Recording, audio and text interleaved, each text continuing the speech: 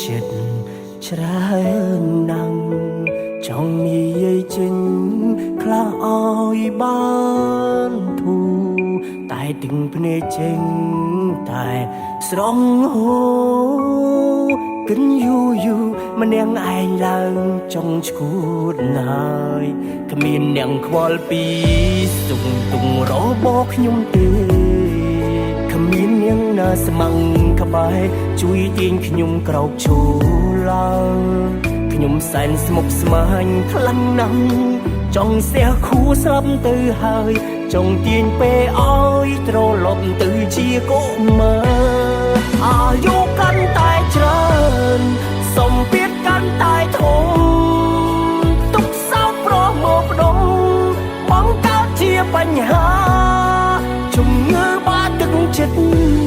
ឲ្យគួរជាបាក់បែបណាហូរទឹកនេត្រហត់នឿយខ្លាំងដល់ហើយអាយុកាន់តែច្រើនសម្ពាធក៏កើនទ្វេបញ្ហាចូលហោហើយទៅរួចទេជួបទុកឥតស្បើយគ្មានអ្នកចាំលើកទឹកចិត្តក្រៅពីខ្លួនឯងឡើយជីវិតអើយងងឹតឈឹងគ្មានគោលដៅ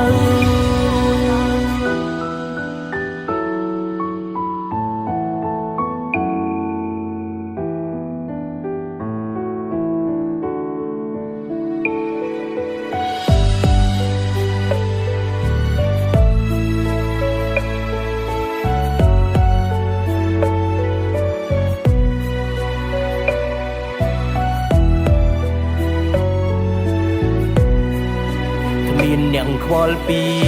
សុខទុក្ខរបស់ខ្ញុំទេ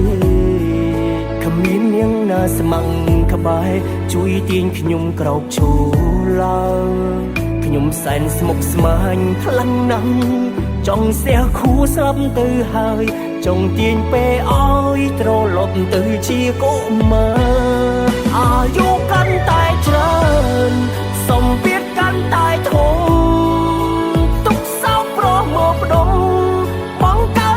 បញ្ហាជំងឺបាក់ទឹកចិត្តឲ្យគួរជាបាក់បែបណាហូរទឹកនេត្រហត់នឿយខ្លាំងដល់ហើយអាយុកាន់តែច្រើនសម្ពាធក៏កើនទ្វេបញ្ហាចូលហោហើយទៅរួចទេជួបទុកឥតស្បើយគ្មានអ្នកចាំលើកទឹកចិត្តក្រៅពីខ្លួនឯងឡើយជីវិតអើយងងឹតឈឹងគ្មានគោលដៅមានអ្នកចាំលើកទឹកចិត្តក្រៅពីខ្លួនឯងឡើយជីវិតអើយងងឹតឈឹង